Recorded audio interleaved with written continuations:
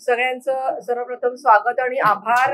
या ज्वलंत प्रश्नासाठी आपण सगळेजण या ठिकाणी आला आहात आणि बेकायदेशीर कृत्यांना आळा घालण्यासाठी म्हणून जी काही आमची मोहीम आहे तुमच्या माध्यमातून याला वाचा फुटेल याची मला खात्री वाटते। आज या ठिकाणी यशवंत सहकारी बँक या बँकेच्या घोटाळ्याविषयी आज आपण बोलणार आहोत। माझ्या समवेत आहेत ॲडव्होकेट निलेश जाधव, एस.जी. कुलकर्णी, गणेशजी पवार, खोत, सगळीच मंडळी आहेत जे ठेवीदार आहेत आणि सो कॉल्ड कर्जदार आहेत, ज्यांच्या नावावर कर्ज दाखवली गेली किंवा ज्यांच्या नावावर जामीनदार आहे असं दाखवलं गेलं असे लोक आहेत आणि ठेवीदार आहेत। 2-3 दिवसांपूर्वी मी सांगलीच्या प्रवासात असताना कराड या ठिकाणी वाटेमध्ये ठेवीदारांच्या आग्रहावरून थांबले आणि अनेक ठेवीदारांशी चर्चा केली असता असं लक्षात आलं की ठेवीदारांच्या ज्या 25-25 वर्षापासूनच्या ज्या ठेवी आहेत त्या ठेवी आता कोणत्याही प्रकारे सिक्युरिटी त्याची राहिलेली नाहीये आणि लोकांना स्वतःच्या आरोग्यासाठी, इलाजासाठी, घरातल्या काही अडीअडचणींसाठी सुद्धा स्वतःचे हक्काचे पैसे काढता येत नाहीये। त्यांना असं सांगितलं जात आहे की तुम्ही तुमची जी काही रक्कम आहे ती रक्कम डिवाइड करून 5-5 लाखाच्या आत आहे असं दाखवा। त्यांना आपल्या हक्काच्या रकमांसाठी हेलपाटे मारावे लागतायत, बँकेमध्ये सतत जावं लागतंय आणि तरी सुद्धा त्यांना डायलिसिस असेल, आणखीन काही असेल, 1,500 हजार रुपये सुद्धा मिळत नाहीये, ज्यांचे लाखो रुपये बँकेमध्ये आज आहेत। याला कारण काय? काल माजी अध्यक्ष शेखर चरेगावकर, बँकेचे माजी अध्यक्ष शेखर चरेगावकर यांनी पत्रकार परिषद घेतली आणि या पत्रकार परिषदेमध्ये आवर्जून माझा उल्लेख केला की राजकीय लोकांनी सुद्धा अशा प्रकारे विविध बुडीत कर्ज खात्याच्या लोकांना नेऊन, जे थकबाकीदार आहेत त्यांना नेऊन सरकारी ऑफिसेसमध्ये करणं हे चूक ठरेल अशा प्रकारे त्यांनी माझ्या कार्यशैलीवर आक्षेप घेतल्यामुळे आज या ठिकाणी मला तुमच्या सगळ्यांच्या माध्यमातून लोकांपर्यंत नेणं हे मला आवश्यक वाटतं की मुळातच त्यांची कार्यशैली अशोभनीय आणि जनतेच्या हिताचं नुकसान करणारी अशी आहे। त्यांनी पदाचा, दोन्ही पदांचा, भारतीय जनता पार्टीच्या पदांचा आणि बँकेच्या पदाचा दुरुपयोग करून वेगवेगळ्या प्रकारे मोडस ऑफ ऑपरेंडी वापरून नागरिकांचं नुकसान केलेलं आहे आणि खोटी कर्ज प्रकरणं तयार करून विविध लोकांना त्या प्रकरणांमध्ये अडकवलं आहे आणि बँकेचं इतकं बेसुमार नुकसान केलेलं आहे की आज बँक बुडीत झालेली आहे। बँकेमध्ये जेवढी आज कर्ज आहेत त्याच्यातले 127 कोटीची जवळजवळ कर्ज ही निव्वळ शेखर चरेगावकर आणि त्यांचे नातेवाईक आणि त्यांच्याशी संबंधित विविध कंपन्या ह्यांच्या नावावर आहेत असं लक्षात येतं। मी कागदपत्रांसह बोलते।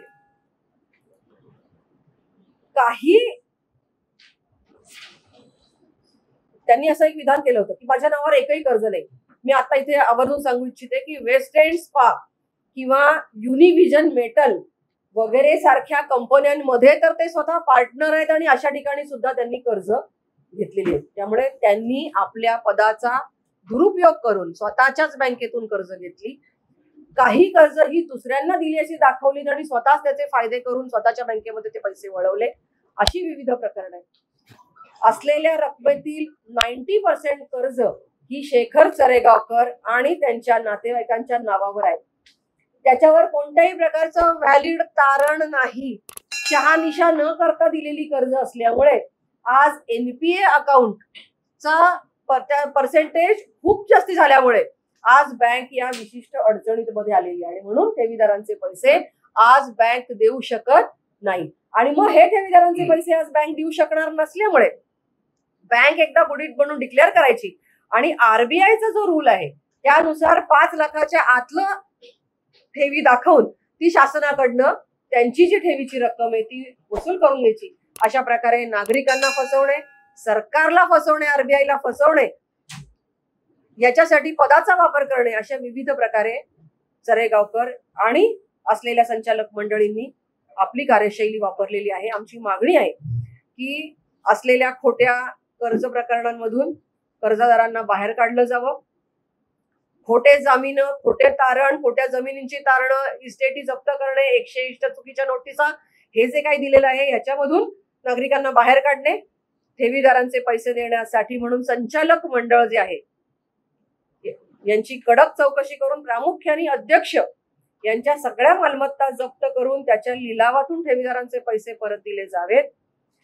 या संपूर्ण प्रकरणाची सीबीआय मार्फत चौकशी व्हावी, कारण स्थानिक पोलीस हे विशिष्ट दबावाखाली आणले जात आहेत आणि त्याच्यामुळे लवकर प्रकरण होत नाहीत, गुन्हे दाखल होत नाहीत. गुन्हे दाखल झाले तरी पुढची प्रक्रिया होत नाही. त्यामुळे सीबीआय मार्फत चौकशी व्हावी. आरबीआयचा प्रशासक ह्याच्यावर नेमला जावा आणि आता नॉन बेलेबल गुन्ह्यांमध्ये ज्या व्यक्तींवर गुन्हे दाखल आहेत ते सरळ सरळ पत्रकार परिषद घेण्यासाठी लोकांना दिसतात, पण पोलिसांना ते सापडत नाहीत अटक करण्यासाठी. त्यामुळे नॉन बेलेबल गुन्हे जर दाखल असतील तर त्यांच्यावर योग्य ती कारवाई, पोलीस कारवाई ही त्वरित व्हावी, अशी आमची मागणी आहे. माझ्या शेजारी आहेत गणेश पवार. यांच्या बाबतीमध्ये अतिशय एक गंभीर प्रकारचा गुन्हा बँकेच्या माध्यमातून झालेला आहे. 8,55,00,000 कोटीचं कर्ज, 8,55,00,000 कर्ज, 8,55,00,000 कर्ज शेखर चरेगावकर यांचे मावस भाऊ वैभव विलास कुलकर्णी, विठ्ठल गोविंद कुलकर्णी यांनी त्यांच्या यांत्रिक प्रोसेस ऑटोमायझेशन या नावावर कर्ज घेतलं.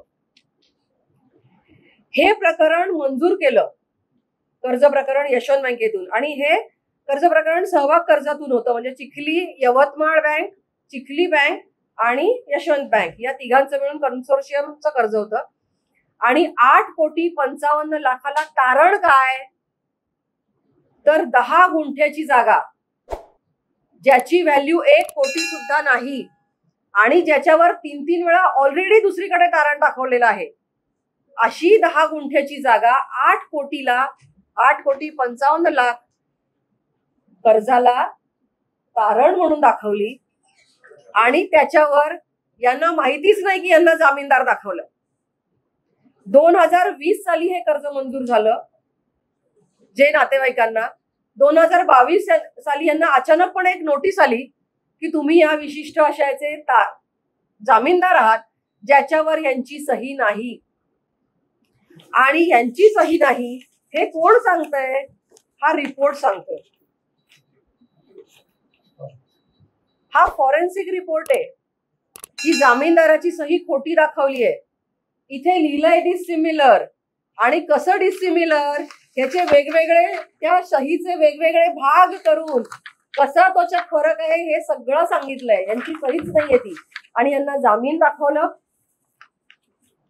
ज्या 10 गुंठे जागेवर ऑलरेडीच त्यांच्या ओनर, म्हणजे 3 जागा होत्या वेगवेगळ्या, 2 गुंठ्याची एक, 2 गुंठ्याची एक आणि 6 गुंठ्याची एक. या तिन्ही जागा ऑलरेडीच कशावर तरी तारण म्हणून होत्या. नंतर त्या जागा कर्ज असताना सुद्धा दुसऱ्या कोणाला तरी विकून टाकल्या थर्ड पार्टीला, आणि ज्यांना विकल्या ते व्यक्ती सुद्धा बँकेशी संबंधित आहे. म्हणजे अशा प्रकारे कुठल्या तरी गोष्टी तारण ठेवायच्या की त्या तारण राहू शकत नाही. कोणाला तरी जामीनदार दाखवायचं की ज्याचा त्याच्याशी काही संबंध नाही. अशा वेळेला यांच्यावर 101 ची कारवाई करायची जे जामीनदारच नाहीत.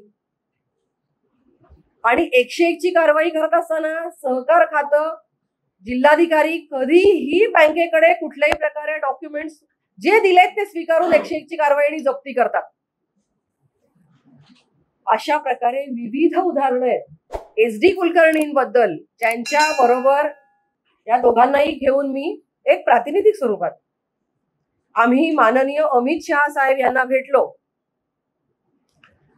आता शेखर चरेगावकर म्हणतात, ज्या SD कुलकर्णींबरोबर तुम्ही घेऊन आलात, मला उद्देशून म्हणतायत की त्यांची शहानिशा करायची, तुम्ही कोणाची बाजू घेताय.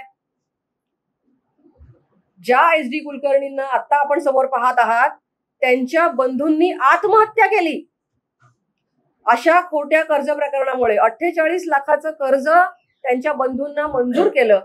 त्यांच्या बंधूंना दुसरीकडे कर्ज होतं. असं असताना बँकेने त्यांचा कर्ज प्रस्ताव नामंजूर करणं आवश्यक होतं. कारण का की ते कर्ज मिळवण्यासाठी एलिजिबल नव्हते. तरी सुद्धा त्यांना एलिजिबल केलं. त्यांना 1 रुपया त्यातला दिला नाही. कर्ज मंजूर झाल्यावर त्यांची असलेली दाखवली गेलेली जागा हे जामीन पण नाहीत त्याला. या सगळ्या प्रकरणाचं दडपण येऊन त्यांनी 2-3 दिवसांनंतर आत्महत्या केली. आत्महत्या केल्यानंतर मृत्यू झाल्यानंतर मयत व्यक्तीच्यावर 101 ची नोटीस देता येत नाही. प्रकरण दाखवते मी तुम्हाला. त्यांचं दाखवा SD कुलकर्णींचं. मृत्यू झालेल्या व्यक्तीच्या विरुद्ध 101 ची कारवाई करता येत नाही. ऑडिट रिपोर्ट मध्ये सरळ म्हटलेलं आहे की ज्यांना कर्ज देता येणार नाही त्यांना कर्ज दिली आहेत. जे जामीनदार नाहीत त्यांना जामीनदार दाखवलंय. आणि आता यांच्या प्रॉपर्टीवर जप्ती आणण्यासाठी नोटीस चिकटवली आहे. अशा विविध प्रकारे राजमुद्राचं एक उदाहरण देते. राजमुद्राचे लोक इथे आलेले आहेत. म्हणजे मी मुद्दाम सांगते, शेखर चरेगावकर आणि संचालक मंडळींचा दावा असा आहे की प्रेस कॉन्फरन्स घेतल्यामुळे किंवा याची बदनामी झाल्यामुळे बँकेची आम्ही आता ठेवीदारांना तोंड दाखवू शकत नाहीये किंवा आता बँक बुडू लागली. बँक ऑलरेडी बुडतीये तुमची आणि म्हणून तुम्ही ठेवीदारांचे पैसे देऊ शकत नाहीये. आणि बँक का बुडतीये? कारण तुम्ही असलेल्या 150 कोटी कर्जदारांपैकी 127 कोटी कर्ज तुमची स्वतःची आहेत आणि उरलेली जी कर्ज आहेत ती तुम्ही खोट्या व्यक्तींच्या नावे, चुकीच्या व्यक्तींच्या नावे, चुकीचे जामीनदार दाखवून ही दाखवलेली आहेत. राजमुद्राचं उदाहरण आहे. 8 कोटींचं कर्ज मंजूर केलं. 1.45 त्यांच्या खात्यावर आले. म्हणजे समोर आहेत त्या व्यक्ती आणि त्यांच्याकडे सगळे कागदपत्र म्हणजे माझ्याकडे त्यांनी दिले. आणि बाकीचे पैसे गेले कुठे? तर बाकीचे पैसे 66 लाख रुपये, 97 लाख रुपये शेखर चरेगावकरांच्या अकाउंटला गेले. 8 कोटी कर्जापैकी 97 लाख 50 हजार एवढे पैसे शेखर चरेगावकर यांच्या अकाउंटला गेले. 66 लाख रुपये श्रीपाद महादेव कुलकर्णी, 13 लाख रोहित लबडे, 66 लाख सूर्यकांत काळे, 66 लाख सुनील घोडके, 1.5 लाख स्वयंसिद्धा ही त्यांच्याशी संबंधित महिला पतसंस्था आहे. 1 लाख नाही, 1 करोड 5 लाख स्वयंसिद्धा बँकेला गेले. 22 लाख रुपये सतीश गुप्तांना गेले. RTGS तुम्ही या रकमावर ज्या यांची राजमुद्रा ॲग्रो डेव्हलपर्स नावानी त्यांची कंपनी आहे त्यांच्या नियमानुसार दोघांच्या सह्या पाहिजेत. RTGS सुद्धा करताना कोणाची तरीच वेगळ्याची सही करून एकच सही करून ते RTGS करून टाकलं. हे वेगवेगळ्या ठिकाणी गेले. एसपींकडे गेले, आणखीन कुठे गेले. गुन्हा दाखल पहिल्यांदा झाला नाही, मग गुन्हा दाखल झाला. MPID गुन्हा दाखल झालेला आहे, जामीन फेटाळलेला आहे MPIDच्या सेक्शन 3 नुसार. त्याचबरोबर 471, 467 नुसार हे नॉन बेलेबल आहे. मग या व्यक्तीला एवढा गंभीर गुन्हा असून सुद्धा अटक का झाली नाही? सिमिलर उदाहरण देते. शिवशंकर पतसंस्था, या पतसंस्थेमध्ये MPID लागल्यानंतर सगळ्या संचालक मंडळाला आत टाकलेले. मग जो नियम शिवशंकर पतसंस्थेला आहे तो नियम यशवंत बँकेला का नाही? राजमुद्राच्या तिघांची, जे प्रदीप चोरगे, अमोल वीर आणि राहुल वीर इथे आलेले आहेत, त्या तिघांची 13 हेक्टर 34 आर एवढी जागा ही त्याच्यात जामीन दाखवली. आता याच्यावर 101 ची कारवाई लावतील. ही जागा पुन्हा फिरवून आपल्याच व्यक्तीला विकत घेतील. अशा प्रकारे माझ्याकडे सगळे डॉक्युमेंट आहेत आणि अशी मी खूप उदाहरणं देऊ शकते. असे किती ठेवीदार आहेत की त्यांची फसवणूक झाली? ठेवीदारांची ठेवीदारांची संख्या आहे फक्त कराडमध्ये आता 120 ठेवीदार आहेत. फक्त कराड आणि परिसरामध्ये 120 ठेवीदार आहेत. कराड आणि परिसरामध्ये कराड तालुक्यामध्ये 120 ठेवीदार आहेत. 120 ठेवीदार हा, हो आहेत. त्यांचे संख्या किती असेल साधारण? नाही, पुण्यात सांगली, सातारा, कराड, कोल्हापूर अनेक ठिकाणी एकूण आकडा नाही सांगता टोटल बरेच 100 कोटीची ठेवी सर्वसामान्य लोकांची आहेत आणि 50 कोटीची ठेवी आहेत ती पतसंस्था आणि छोट्या मोठ्या बँकांची आहेत. असे जवळपास 150 कोटी 140 ते 150 कोटी रुपये हे लोकांचे देणे बाकी आहे त्याच्यामध्ये. बँकेची हे किती आहे? हे त्यांचं टर्नओव्हर किती आहे? उलाढाल किती आहे? व्यावसायिकांनी कर्ज किती वाटले? त्यांचे मगाशी त्यांनी जी कर्ज 180 कोटीची कर्ज आहे. कोटीचे कर्ज वाटले त्यापैकी 127 कोटीचे कर्ज स्वतः शेखर तरेगावकर आणि त्यांच्या कुटुंबियाचे कर्ज आहे.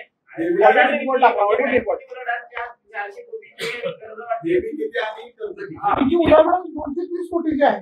हा 230 कोटी. मगाशी तो ऑडिट रिपोर्ट होता तो दाखवा, त्याचा नंबर किती होता ते. 230 कोटीचे ठेवी आहेत.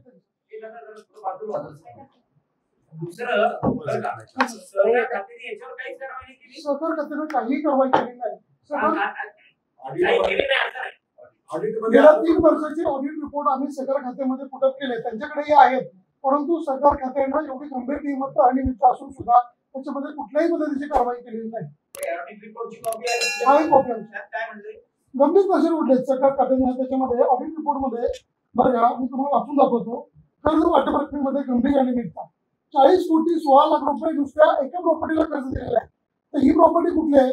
मौजे बोर्डी तालुका खेड येथील प्रॉपर्टी आहे.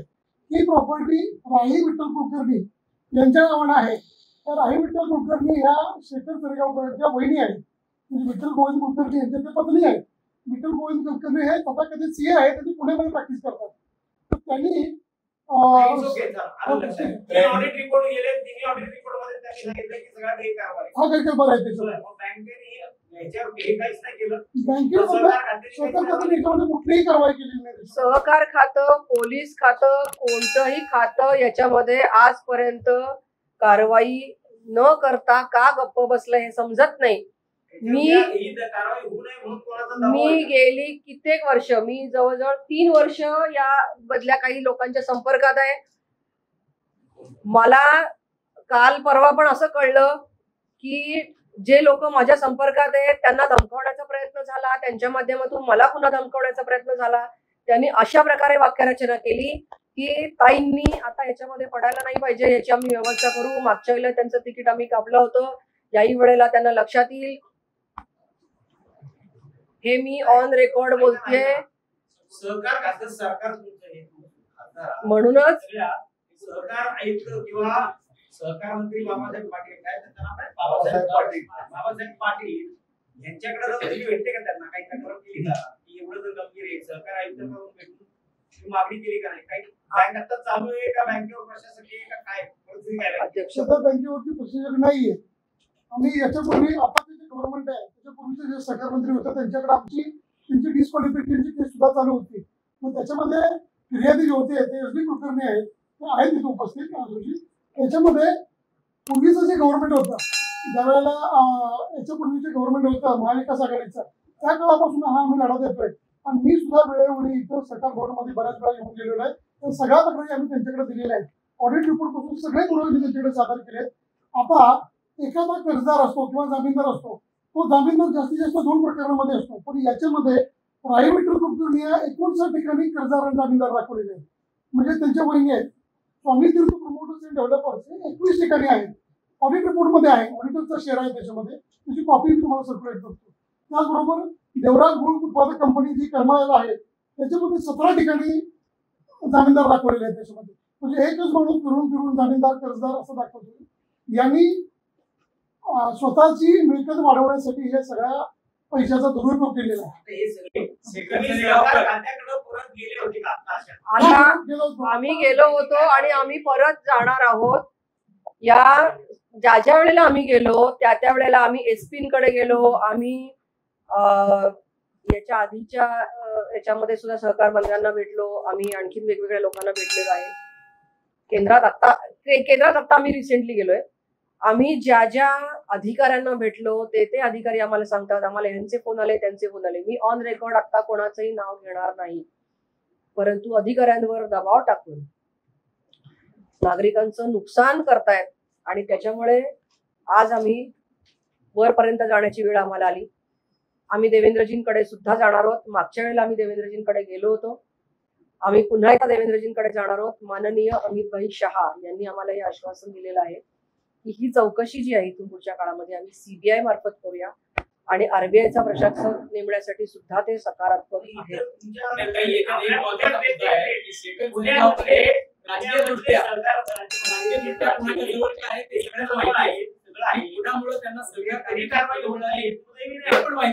असं असताना दोन प्रश्न आहेत एकमेकांना. पाटील हे शेखर तळेगाव केकर यांच्या अत्यंत शेखर तळेगावकर हे चंद्रकांत दादांच्या अत्यंत घनिष्ठ जवळचे आहेत.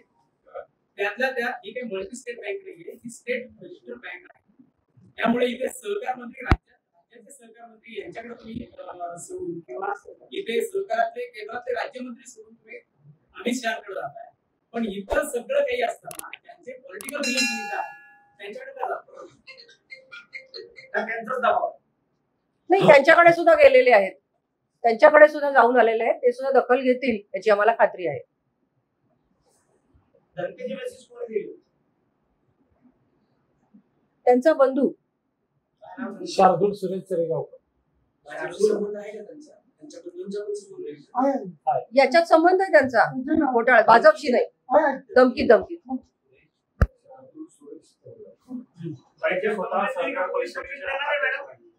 शेखर तळेगावकर सहकार परिषदेचे अध्यक्ष आहेत. ते सगळे संबंध भाजपचे मंत्र्यांचे संबंध वापरून ते दाबून आणते असं आम्हाला अधिकारी सांगतात. सरकारमधले लोक त्यांना म्हणून फोन अडवतात ते असं आम्हाला अधिकारी सांगतात.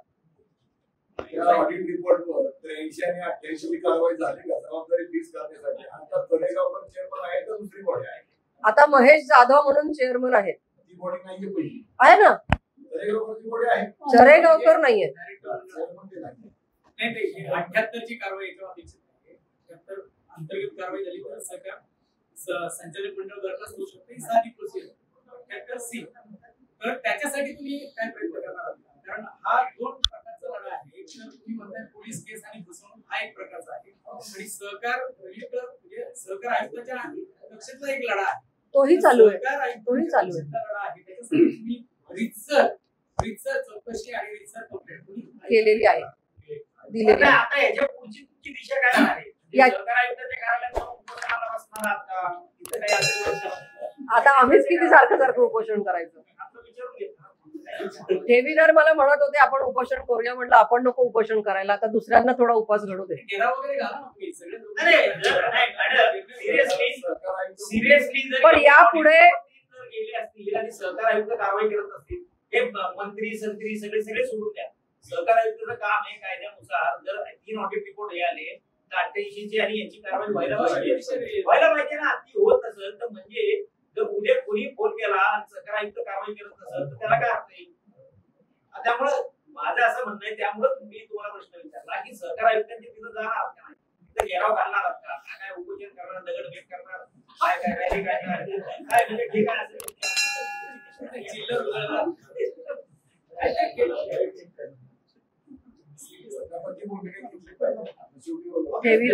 ठेवीदारांचा आणि कर्जदारांचा आक्रोश खूप प्रचंड आहे. हा विषय गांभीर्याने घ्यावं असं माझं प्रशासनाला म्हणणं आहे, आग्रहाचं. शासनालाही माझी विनंती आहे. आणि जे काही गुन्हेगार असतील त्यांच्यावर कारवाई झालीच पाहिजे. आज मोठ्या प्रमाणात मालमत्ता लोकांना लुबाडून लोकांच्या गळ्याचा घोट घेऊन घेतलेला आहे. आपला राजेंद्र कुठला सूर्यवंशी 29 वर्षाची बायको, कॅन्सरग्रस्त बायको, तिच्या उपचारांसाठी त्यांना पैसे मिळत नाहीयेत. म्हणजे ह्याची पाप 100 पापांचा घडा भरलेला आहे. आणि आता त्याच्यातून त्यांना मार्ग काढण्यासाठी म्हणून मला जेवढी काही मदत करता येईल, माझं त्यांचं वैयक्तिक दुश्मनी नाही, परंतु जो कोणी नागरिकांना त्रास होईल असं वर्तन करतो आणि तेही भारतीय जनता पार्टीच्या पदाच्या आडून, कुठल्याही बाबतीत सहन केलं जाणार नाही. आमचे वरिष्ठ सक्षम आहेत त्याच्यावर कारवाई करायला आणि त्याच्यामुळे आम्ही त्यांच्यापर्यंत पोहोचून इथून पुढच्या काळामध्ये आपल्याला रिझल्ट दिसतील याची मला खात्री आहे. धन्यवाद.